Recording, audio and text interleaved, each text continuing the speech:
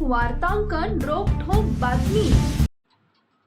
अश्लील हावभाव करत रंगीबिरंगी कपड्यांमध्ये नृत्य करणाऱ्या मुलींवर पैशांची उधळण करण्याचा प्रकार सुरू असल्याची माहिती पोलीस अधीक्षक अतुल कुलकर्णी यांना मिळाली होती। या माहितीवरून त्यांनी 3 विशेष पथकं तयार करून जिल्ह्यातील 3 ऑर्केस्ट्रा बारवर एकाच वेळी छापा मारला।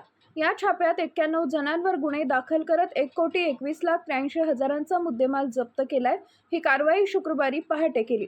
सोलापूर तालुका पोलीस ठाण्याच्या हद्दीतील मौजे कोंडीमधील कॅसिनो ऑर्केस्ट्रा बार, मौजेखेड तालुका उत्तर सोलापूर इथं सुखसागर ऑर्केस्ट्रा बार व बार्शी तालुका पोलीस ठाणे हद्दीतील मौजे बळेवाडी येथील सेंट्रो ऑर्केस्ट्रा बार इथं कारवाई करण्यात आली आहे।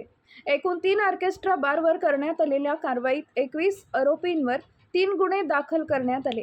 ही कामगिरी पोलीस अधीक्षक अतुल कुलकर्णी, अपर पोलीस अधीक्षक प्रीतम यावलकर यांच्या मार्गदर्शनाखाली परिवीक्षाधीन पोलीस उपअधीक्षक विशाल नवले, सहाय्यक पोलीस निरीक्षक अनिल सनगल्ले, देविदास कारंडे, अंमलदार दशरथ गोरे, गणेश पाटील, श्रीदेवी परचंडे यांच्यासह दंगा पथकातील पुरुष व महिला अंमलदार यांनी बजावली आहे।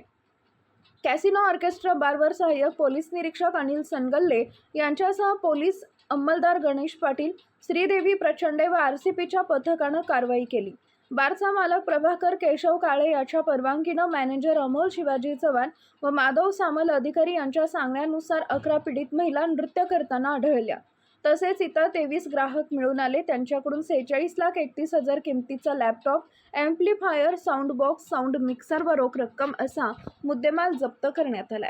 महाराष्ट्रातील महत्त्वाच्या आणि ताज्या बातम्या पाहण्यासाठी आमच्या जय हो न्यूज चॅनलला सबस्क्राईब करा आणि बेल आयकॉन प्रेस करा।